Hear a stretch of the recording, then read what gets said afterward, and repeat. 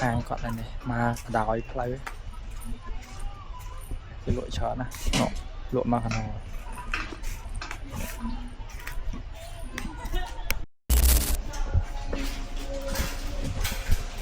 ជិត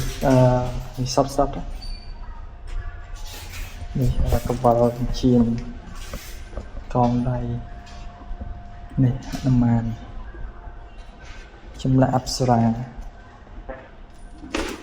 ពក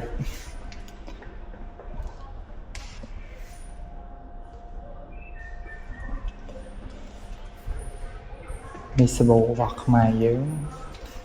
មានអាមេរិកមានពី10 4 ទឹកឃុំធម្មជាតិ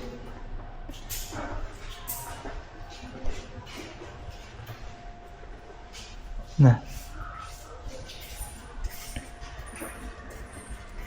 សារ៉ានិស្សិតមៀបបានជាវ៉ាន់ទី7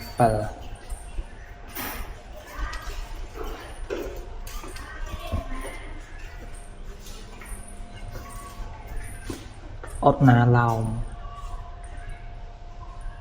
គឺជានិមិត្តរូបនៃសញ្ញាព្រះពុទ្ធដ៏ប្រពៃទាំងបាន3ព្រះអង្គអូរាប់តែឃើញសញ្ញាណន់អានឹងរាប់មិនអស់នេះសញ្ញាណន់រាប់មិនអស់នេះអូស្មាសេប